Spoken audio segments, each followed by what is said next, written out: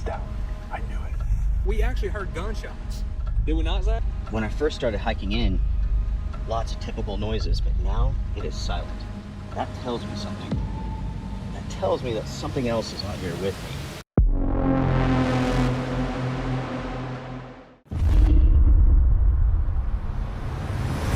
Number 1.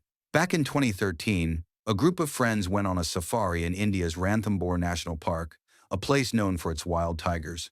Most of the time, these safaris are calm and uneventful. Tourists spot a tiger or two, take photos, and move on. But this trip didn't go that way. The group came across a tiger that wasn't in the mood to be admired from a distance.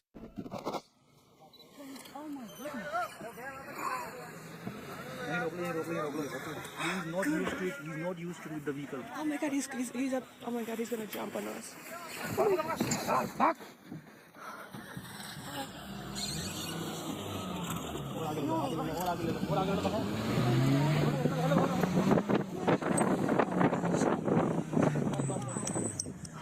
Go. Okay. Oh my god. No, then don't. Then don't go back.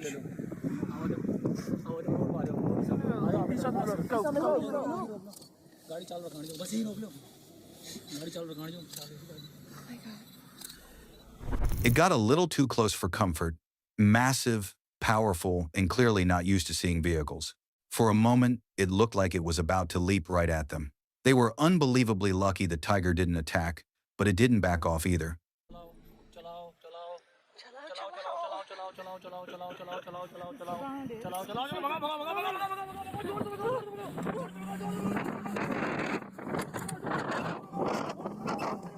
If you got here, comment the word madness.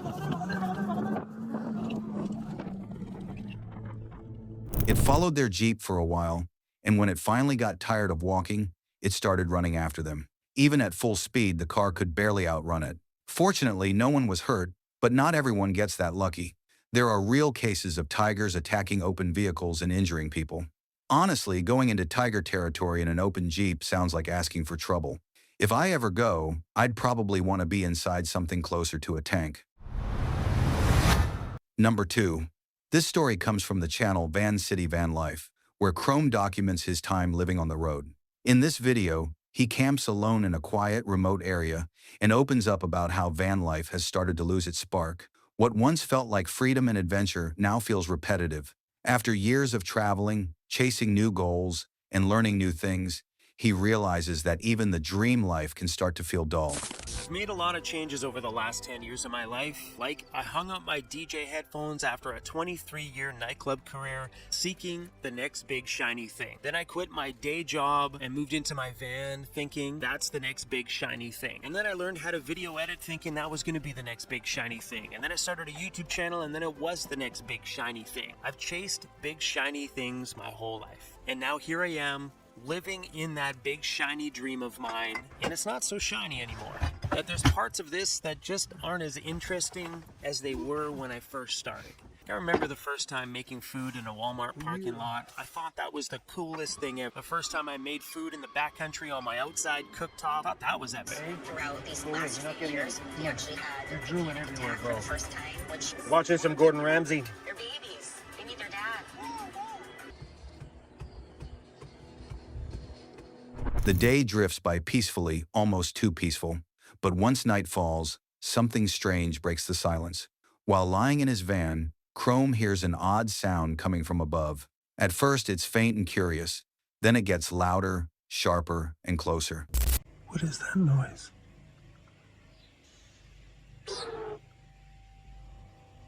You hear that? What the hell is that? Seriously, what the hell is that?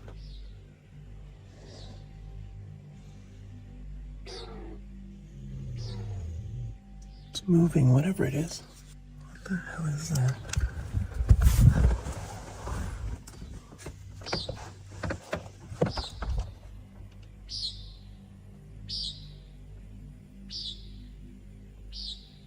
When he steps outside to check, he sees large, fast-moving birds swooping through the air. Each dive is followed by a piercing metallic screech that echoes through the trees. At first, he thinks they might be bats, but the silhouettes are clearly those of big birds, hawks, or falcons, maybe. All right, I just seen the birds that are making that noise. Maybe we can catch them on camera. First, I thought they might have been bats, but no, they're actually like a bigger bird. There's one right there. Let's see if we can get one close to us here. See the speck there? It's one of the birds that are making all that noise. It's a decent sized bird. Yeah, and then when they dive bomb, I'm guessing to eat insects is when they make that noise. Yeah, you guys probably can't see it on camera. Chrome figures the sound might come from air pressure created during their dives. That explanation makes sense, but it doesn't make the situation any less creepy. Alone in the dark forest, that eerie metallic shriek feels unnatural. Viewers were split on what they heard. Some believed it was just wildlife doing what wildlife does. Others weren't so sure. The timing, the coordination, and the strange sound led some to wonder if it was something else, maybe drones, or even the mysterious mechanical sky noises people have reported for years. The next morning, the sound still lingered in Chrome's mind. Maybe it was just birds. Maybe it wasn't. What do you think? Was it nature or something a bit stranger? Number 3. Tate is a content creator best known for his fishing videos, but this story comes from his second channel, the one where he shares more casual, behind-the-scenes moments. What started as a normal day of filming for his main channel turned into something completely unexpected. We'll flash forward to like, I don't know, a few hours later. Me and Zach's out here, we're filming a video for the main channel. Oh, we got the boat all hooked up. I guess I'm backing you down, right? By design, because you do not want to walk. I know why. We're going to go try to frig them up. It's not beautiful how clean this thing. Just clean the boat up. And look, it's better than it's ever been for a while. Yeah, it doesn't look perfect, but it's actually better than it has been. So credit to Zach on that one. Beautiful day out here on the lake. It's actually, like I said earlier in the day, it's pretty cool out here. Fall feel to it. It does have a fall feel. It's feeling pretty good out here. He and his friend Zach had headed out to the lake, filming a new fishing video. The weather was calm, the boat was ready, and everything felt routine. But while they were out on the water, one of Tate's friends called with alarming news there had been reports of an active shooter nearby. Sir? Whoops. Crappie. Are we keeping these? Huh? Okay. All right, what do we got?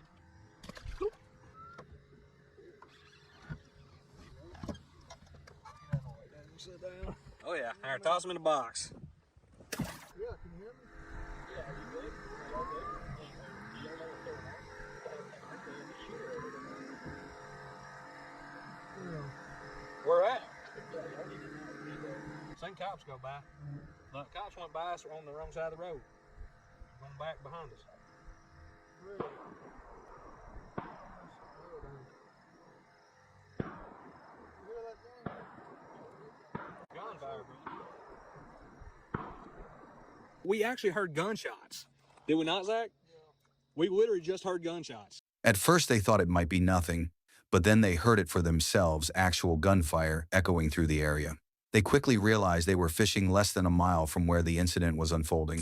We're literally going to be driving right by where the active shooter is. Like, actually. We've heard gunshots, and we're going to just try to be as fast as possible. And I am not even trying to build this up. It's actually true. Just for reference, right here's the map of where we are right now. The gunshots literally could have been from an active shooter. No cap, not even kidding. It's really dangerous that we're even out here right now. So we actually had set out jugs the day prior, and just like every time we go out to the lake, we wait till the end to check our jugs because it gives us the most time to catch a fish. Because we make catfish jugging videos, and literally half of our jugs were less than a mile from where this occurrence happened. With the woods surrounding them and no idea where the shooter might be, they decided not to take any chances. They packed up fast and left the area. Jugs, and we're getting out here immediately. Literally right there, I-75.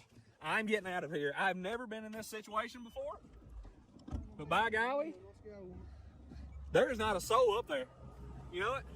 Not a flipping soul, and I don't blame them, Daddy. The guy's supposedly in the woods right now. If you can see, there's woods everywhere. So I'm not just trying to build this up. It's pretty sketchy. 7 people dead. 9 injured, 7 deceased. 7 dead, 9 injured. That's absolutely insane. The wild thing is, you hear about like these shootings far off, right? Like, and that's pretty crazy. And then it literally happens a mile from you, probably within a mile. Literally, we heard the gunshots. Did we not? Yeah. We heard gunshots. You do hear gunshots out here all the time. Exit 41. That's London. Why? Between 49 and 41 is where he's at. So he's literally coming this way. He's at Wildcat. That's where he's at. Is he? That's what it says. Brother, that's it. That's it. That's it right there. Later, news confirmed that several people had been killed and others injured in the shooting. The suspect, identified as Joseph Couch, had sent a message before the attack saying he planned to harm others and then himself. A $35,000 reward was offered for information leading to his location. A few days later, a YouTube couple searching for the reward spotted vultures circling above a wooded area. When they investigated, they found Joseph's body, confirming that he had taken his own life. I don't smell it now, baby. But man, it was strong. So it has to be up in this hollow here. Has to be down through here. That's what I'm saying. Oh.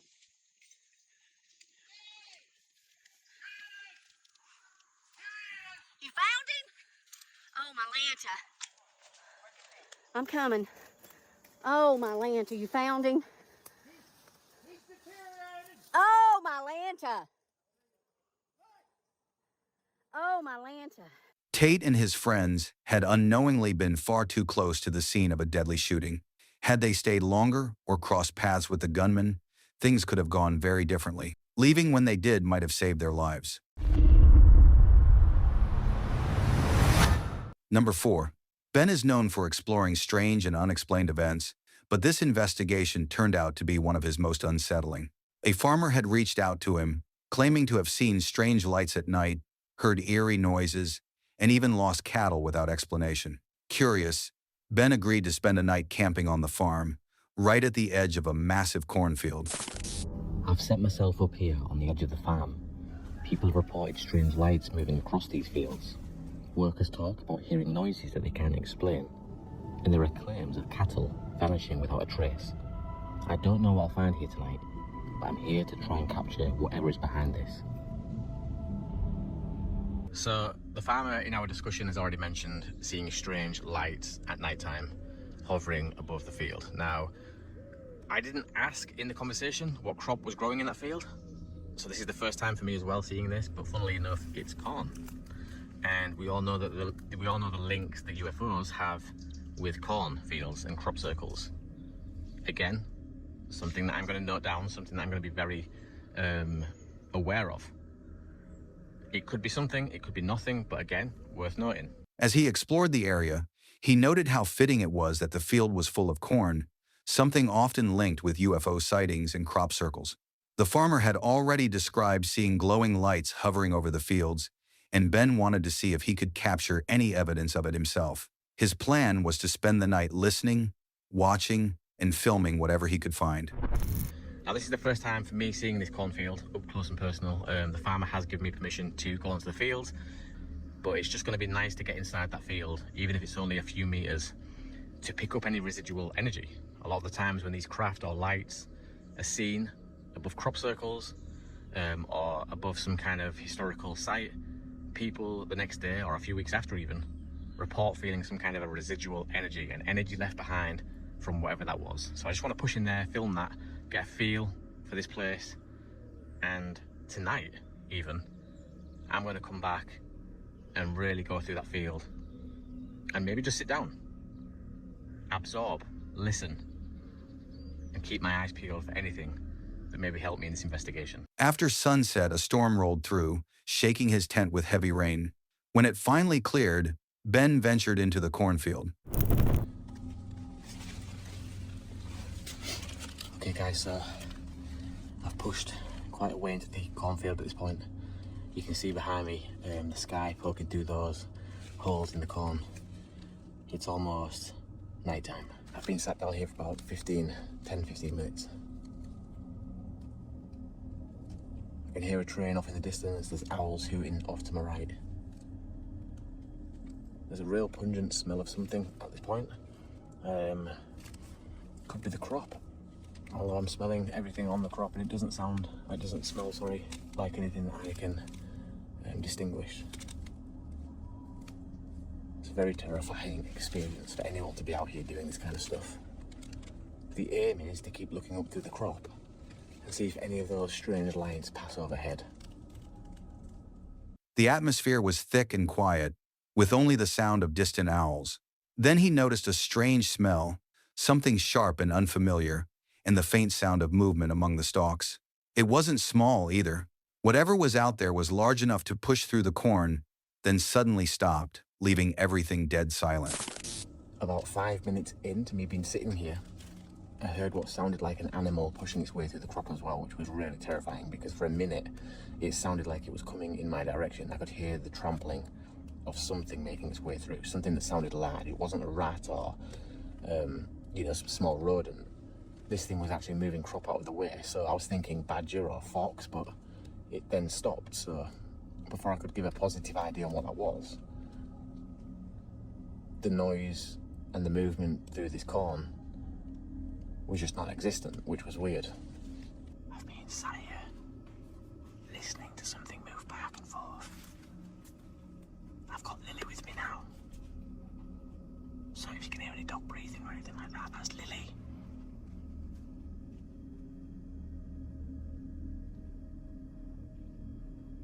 There's something in the distance, but there's something in the distance. 1 second. Lily, stay. Moments later, Ben's dog Lily started reacting. Then out of nowhere, a dim blue light appeared in the distance. It flickered, faded, then glowed again. Quiet, steady, and eerily out of place. Ben tried to make sense of it, but there was no sound, no clear source. The light seemed to shift around him, as if circling the field. There's a blue light.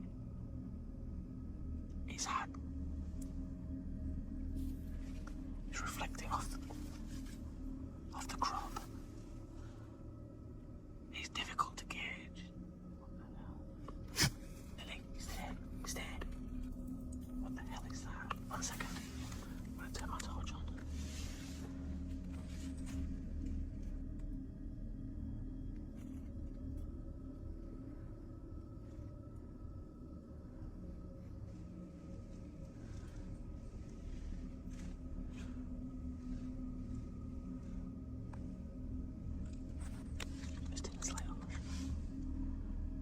There's no noise.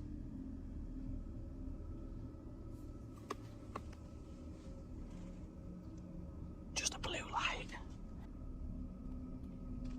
What the hell is that? I don't know if you guys can see this, but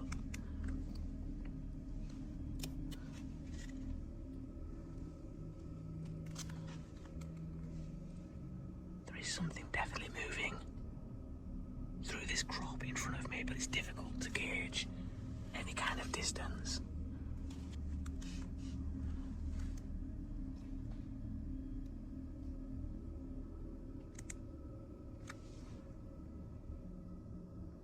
This light is happening all around me.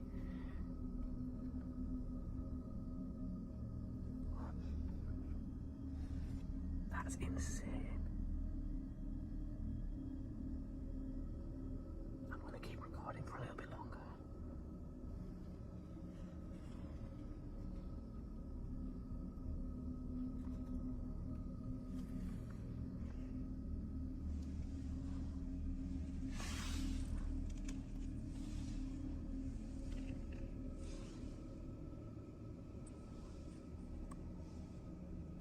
Eventually, he backed out and returned to his camp. The next day, he spoke with the farmer again, and what he learned was deeply disturbing. Now, what's interesting is during our recent conversation, one of the farm hands that work and live on the farm has been experiencing some night terrors. Night terrors that are based around extraterrestrial abduction scenarios. Dreams that he believes where he's being pulled out of bed and he's waking up on the floor in the dark with no idea physically how he got there, just this dream lingering still in his mind of these beings coming through the wall or the roof or the window, which is, you know, things that he's reported. What's really strange is that on one of these occasions when these night terrors first started is exactly the same date that I was in the cornfield sat there watching these blue lights. These crystallized blue specks, shards, whatever they was, off in the distance throughout the corn. The date that that was happening, the day that I was sat there, is exactly the first night when this farm hand was experiencing night terrors. Is it linked? Is that a coincidence? One of the farm hands had been experiencing terrifying night terrors dreaming about being pulled from his bed by strange beings and waking up on the floor with no memory of how he got there. Even more unsettling was the timing.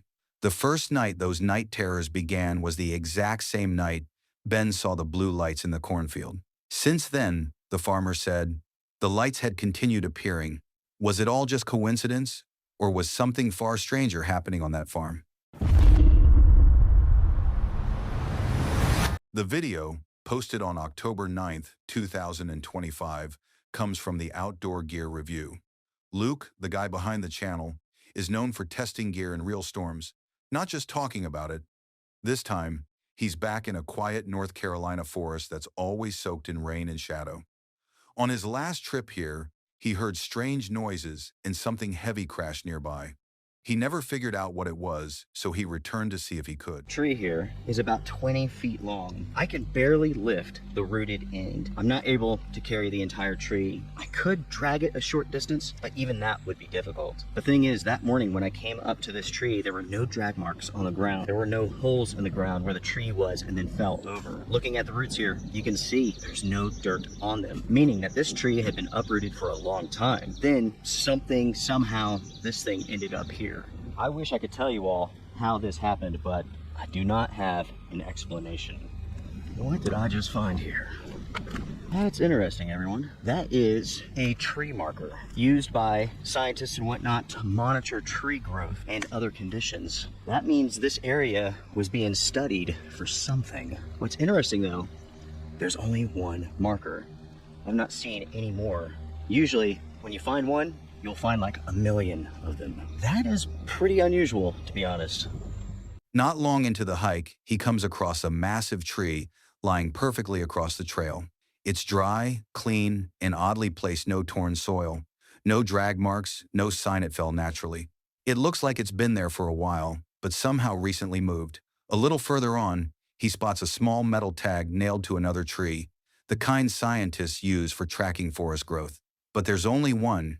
Usually, when an area is being studied, there are dozens. Because of all of these ferns.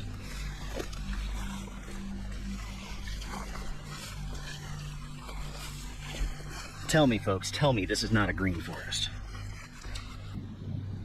So, this just caught my attention here. Look at how this moss has been torn off of this tree. That's a pretty good size scrape, larger than my hand by a bit. We got some deer tracks going through here.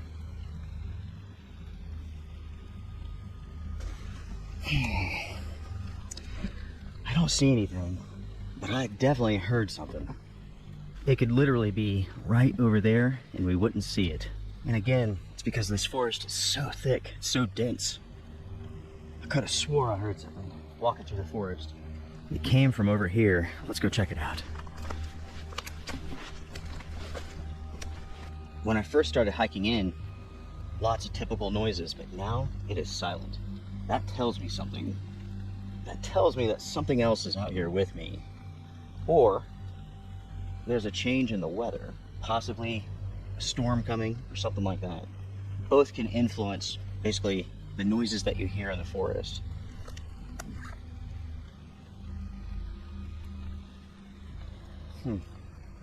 Completely silent.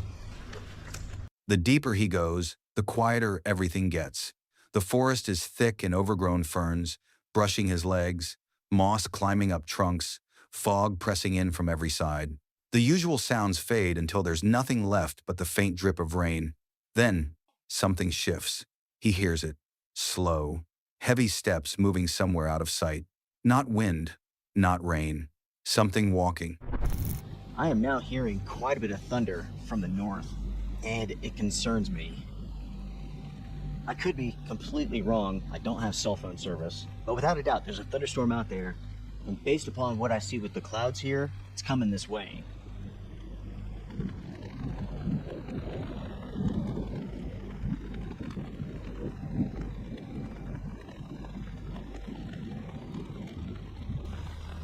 I'm hearing something. I don't know if the camera's picking that up, but it sounds like footsteps. tree just came down. It sounded like footsteps and like cracking wood. I think I just saw something move way back behind those trees. I am positive I saw something. We will hike over there once I'm finished up with lunch here. Unfortunately, everything in this forest is fallen and broken, so finding the exact spot may not be easy. Maybe it will be. The sky darkens, thunder rolls in, and Luke sets up camp fast. As he finishes, another loud crack cuts through the air, a tree falling close by. Between flashes of lightning, he catches a brief movement in the fog, then nothing. The silence that follows feels heavier than before, almost alive. Later, viewers argued about what happened. Some said it was just weather, or the forest settling before a storm. Others were convinced something was watching him out there. Luke didn't come to a conclusion, but before packing up, he made one thing clear. He's coming back with cameras to see what's really hiding in that forest. Number 6. Uploaded on July 15, 2025, this video from Paranormal Discovery takes place deep in the Canadian wilderness, where a forgotten gold mining town still stands empty, decayed, and surrounded by miles of forest. The crew had been there before, but something about this place kept pulling them back. Not just one ghost town, but two, both swallowed by trees and silence. Official records blame economic collapse for the abandonment, but the atmosphere suggests something else, a kind of presence that doesn't want company. This is a story that goes back to like, I don't even know, the early century. I don't know, maybe back to that. Because back in the day, this used to be a gold mining town. This produced the second most gold in the province. So this was the second most productive gold mining town in its day. So it was bustling, hustling and bustling like the whole way through. You can only imagine the energy left behind. And not to mention, this is the second ghost town that I was mentioning when Angela and I went to the Icelandic settlement and camped out in the cabin. So this is in the same wildlands as that. I will link that video down below, and I'll link our previous video here at Caribou Mines down below as well. So we're in the same wildland, but like just in a different ghost town. There's two ghost towns in this forest. Isn't that messed up? It is. So I mean, there must be a for sure reason why both of them became ghost towns. Yeah, right? I mean, maybe because like this is vast. So like I mean, it's I don't know. It's just so weird because you have so much forest pushed that way, but all the ghost towns are literally here, like over there. So.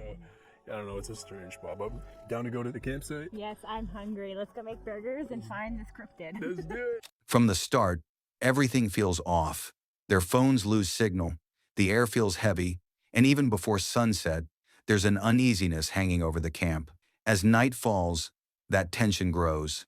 What begins as a quiet evening quickly turns strange when sharp metallic sounds echo through the woods, followed by the faint thud of movement close to their tents.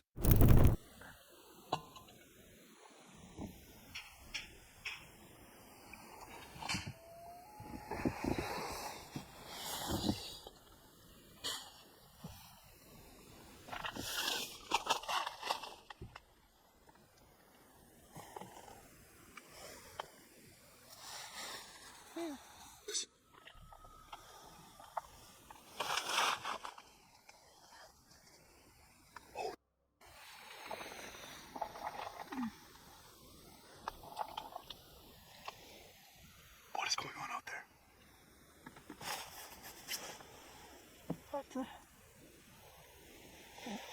What the This camera's still off. What time is it? I have no clue. Like the middle of the night. Holy chills. Something's moving out there. There's no way. Was that the table? I literally just heard the rattle of the table. I don't know, I heard a bunch of things, but I can half asleep.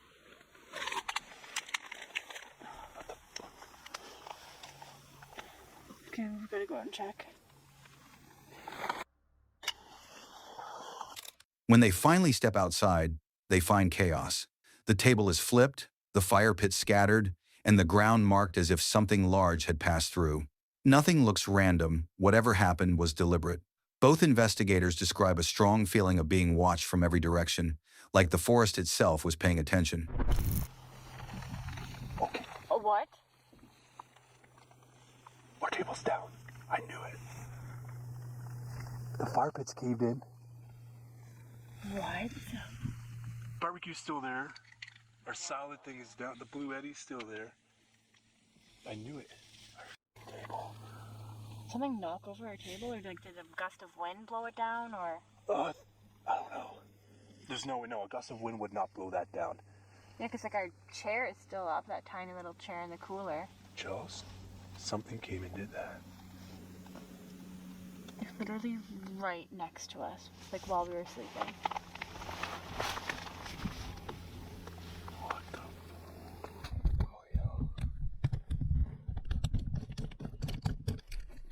Like this is actually messed up.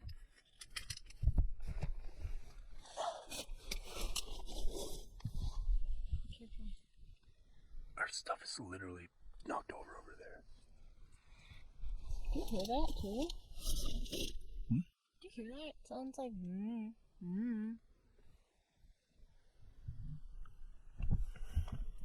Could be bullfrogs, but... The site they're camped on once produced massive amounts of gold, but the prosperity didn't last. Rumors speak of strange creatures and restless spirits tied to the land, stories passed down long before mining ever began.